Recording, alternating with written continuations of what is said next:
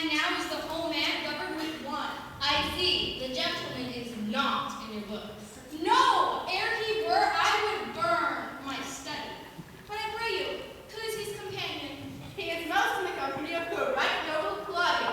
Oh, heavens! He will hang upon him like a disease. Lord help the noble Claudio. If he have caught the Benedict, it will cost him $1,000 ere be cured. Pedro is approached.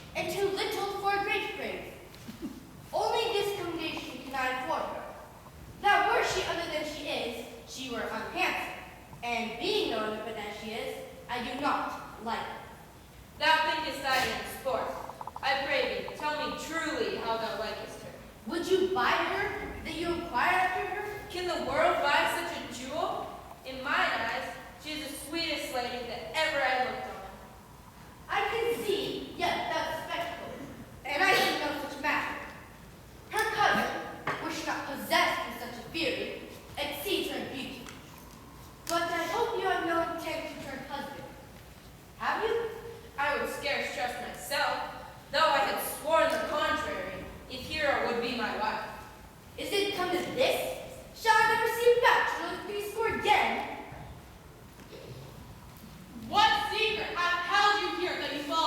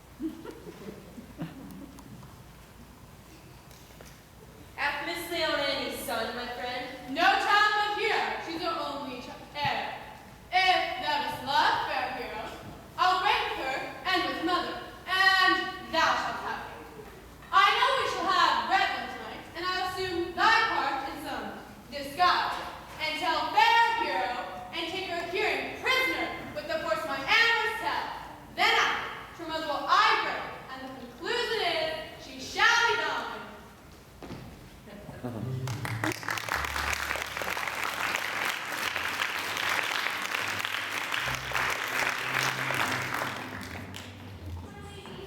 are you this out of measure sad? There is no measure in the occasion that breeds. Therefore, the sadness is without limit. If not a present remedy, at least a patient suffering. I cannot hide what I am. I must be sad when I have cause and smile at no man's jest. Eat when I have stomach and wait for no man's leisure. Sleep when I am drowsy and tend on no man's business.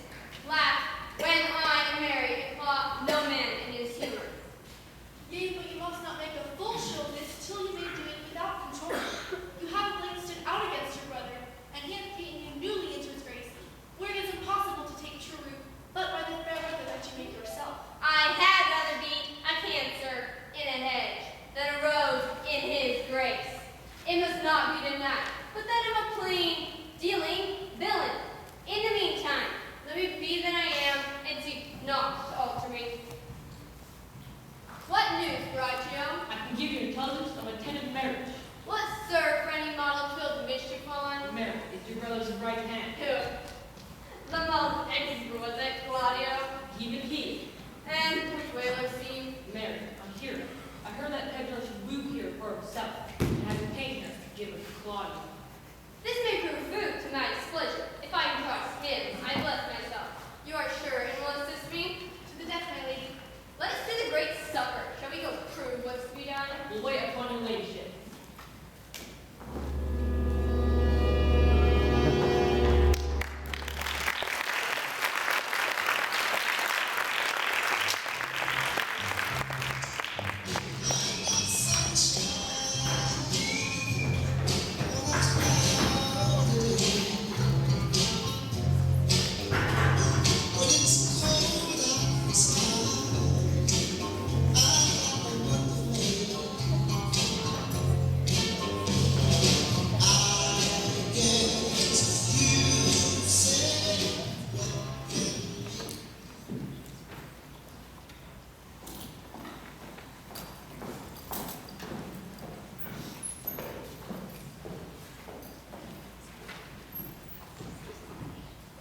Was not shown here at supper. I saw her not. How tartly that woman looks. I never can see her, but I'm heartburn an hour after.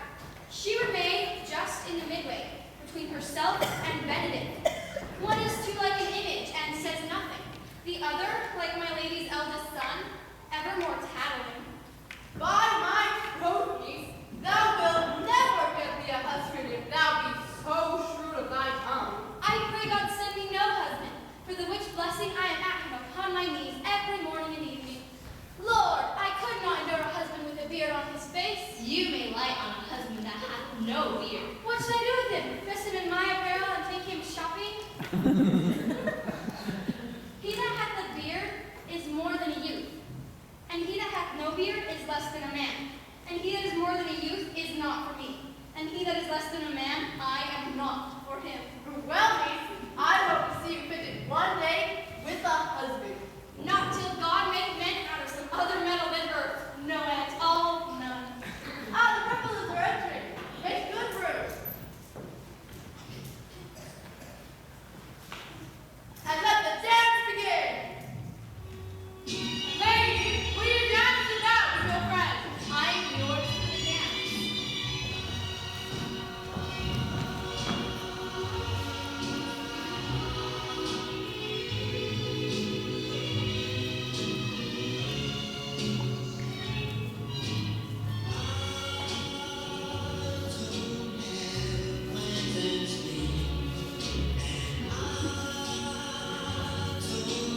Speak loud, you speak loud.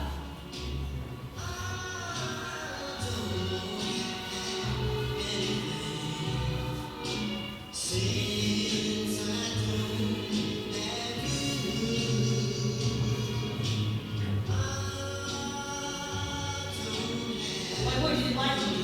So would not I, for your sake, harmony, ill qualities. Which is one? I say my prayers aloud. I love you the better. Ears may cry. Amen. Oh, sweet, keep out of my sight when the dance be done.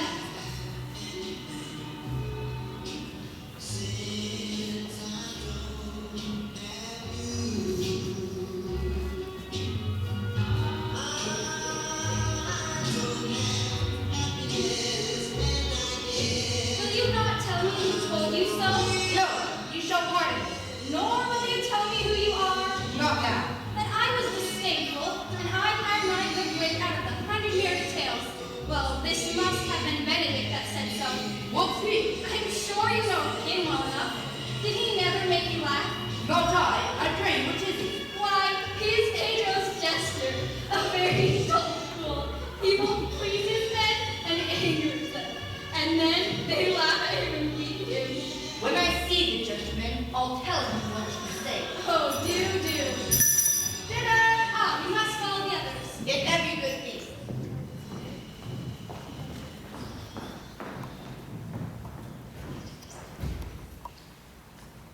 Well, my brother's never on here when after drawn her mother to break with her. But one visor remains. That is Claudia. I know him by his bearing. I'm not you, Signor Benedict.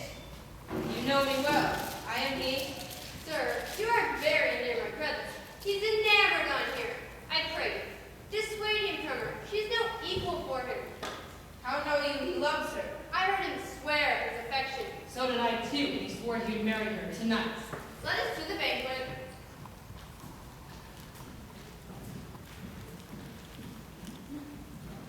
Answer I in the name of Benedict. Hear these ill news with the ears of Claudia. Pedro woos for himself. Friendship is constant in all things, save in the affairs of love. Farewell, therefore, hero. Friend Claudia? Yea, the same. Come, will you go? Whither? Even to the next bill, about your business. What fashion will you wear the garland? Around your neck or under your arm? You must wear it one way, for Pedro hath got your hero. I wish him joy. Why, that's spoken like an Jovial. But did you think Pedro would have served you thus? I pray you leave me. Ho, now you strike like the blind man. 'Twas the boy who stole your meat, and you'll beat the post. If it will not be, I will leave you. Alas, poor hurt fowl. But that my lady Beatrice should know me, and not know me? Pedro's fool. Ha! Now, friend, where's Claudia? Did you see him? Troth, my friend, I found him here as melancholy as a lodge in a warren. I told him, and I thought I told him truly, that you got the goodwill of his young lady. Yet seems him to think you've stolen his bird's nest. I will but teach them to sing, then restore them speaking. Now, the Lady Beatrice hath a quarrel to you. The gentleman that danced with her told her she is much wronged by you. Oh, she misused me past the endurance of a block. She told me, not thinking I had been myself, that I was Pedro's jester, that I was duller than a great dog. If her breath were as terrible as her termination, there were no living near her. She would affect him nor starve.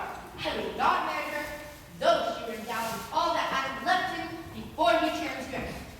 Come, talk not over her. Look, here she comes.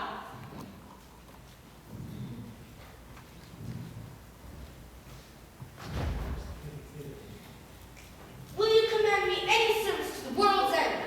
I will fetch you a toothpicker from the farthest pinch of Asia. I will go on the slightest errand, now that you can devise to send me on, rather than hold 3 words conference with this harpy. You have no employment for me? None, but to desire your good company. Oh, sir, here's a dish I love not. I cannot endure my lady tongue. Oh, come, lady, come. You have lost the heart of dear Benedict. Indeed, sir, he lended me one, and I gave him use for it. A double heart for his single one. Mary, once he wanted of me a false dice. Therefore, you may very well say I have lost it. I brought Claudio, whom he sent me to see. Wait, how now, Claudio? Wherefore are you sad? Not sad, Pedro. How then sick? Neither. He is neither sad nor sick, nor merry nor well, but civil. As an orange, and something of that dull complexion. If he be so, his conceit is false. Here, Claudio,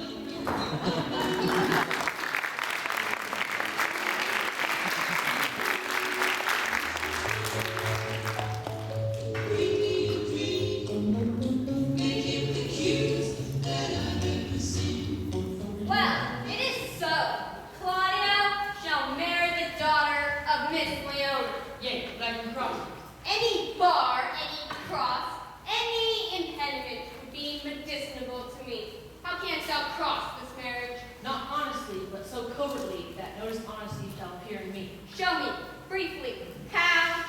I think I told you once how much I'm in favor of Margaret, the waiting gentlewoman of Hero.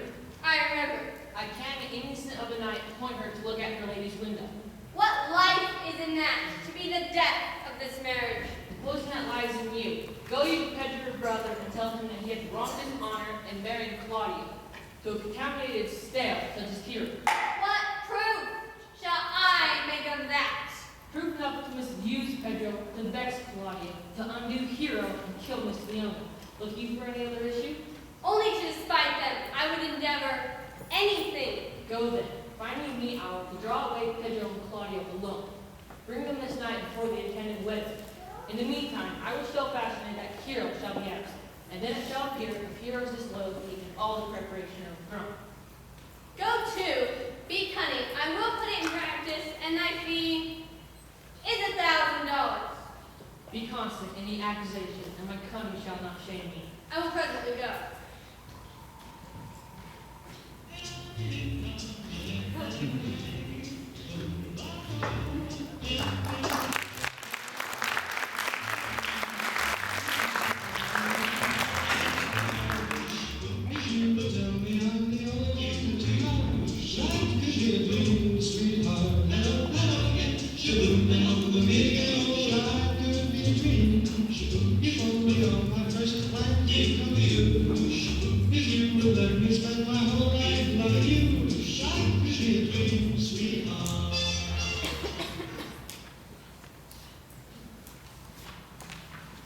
A man is a fool when he dedicates his behaviors to love, and will become the argument of his own scorn. May I be so converted? I think not. One woman's there. Yet I am well. Another's wise. Yet I am well. Another virtuous. Yet I am well. But till all graces be in one woman shall not come in my grace. Rich she shall be, wise or I'll none, fair or I'll never look on her, mild or come not near, of good discourse, an excellent musician, and her hair shall be of what color please God? Let us take a walk, Hildegard. Oh, Pedro Montilla, I will hide. See why Benedict hath been himself? Come, little lady. What was we told you today that your niece Beatrice was in love with Benedict? Stockholm. I did never think she would have loved any man. No, I neither. But most wonderful that she should so dote on Benedict, whom she hath in all our behavior seemed ever to abhor. Is it possible? I cannot tell what to think of it, but that she loves him with an enraged affection. It may be so. She doth but counterfeit. Counterfeit? There was never counterfeit of passions. Came so near the life of passion, and she discovered it. Why? What effects of passion showed she? Bake him with a well. This fish will bite. What effects? Well, you heard my daughter tell you how. She did indeed. How? Well, you amaze me. I would have thought her to be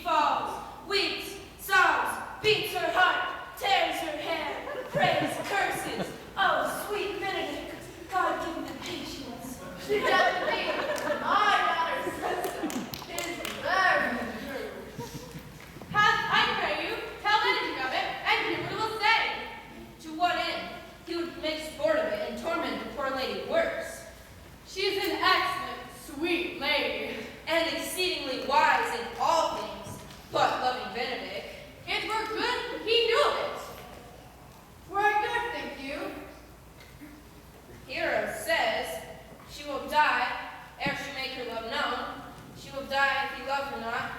She will die if you woo her, rather than she will bake one breath of her accustomed crosses. She doth well. If she should make tender of her love, 'tis very possible he'll scorn it. For the man, as you know all, has a contemptible spirit. But shall we go seek Benedict and tell him of her love? Never tell him. Let her wear it out with good counsel. Nay, that's impossible. She may wear her heart out first. We will hear further of it by your daughter. Let it cool a while. I love Benedict well, but I wish you would modestly examine yourself to see how unworthy he is of so good a lady. My friends, will you walk? Dinner is ready. If he do not dote on her now, I will never trust my expectations. Let the same net be spread for her that your daughter and her gentleman must carry. Let us send Beatrice to call him to dinner. Yes.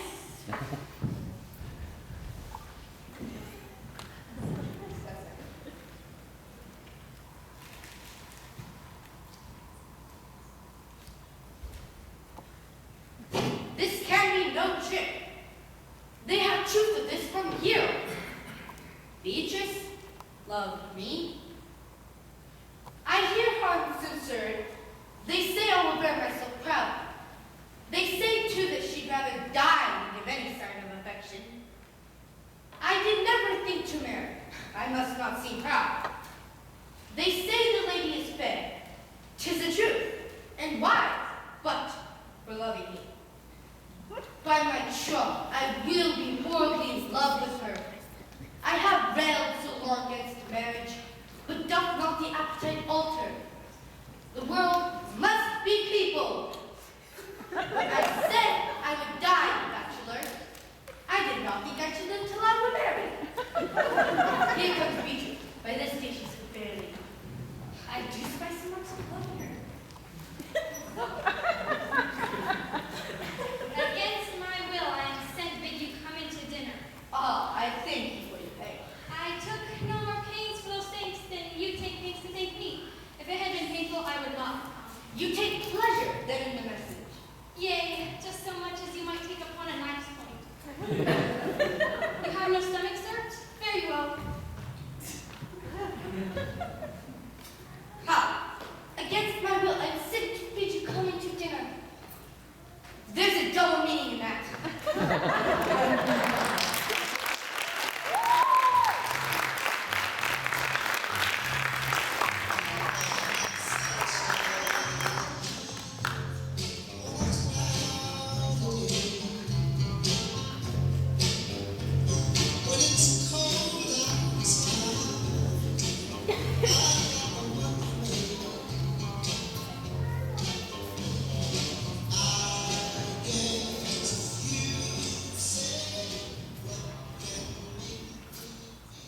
Good Margaret, run and find my cousin Beatrice. Whisper her ear, tell her I am so tall, and our discourses all of her. Say that thou overheard such, and whither she'll away to listen to our propose. I'll make her come, I warrant you.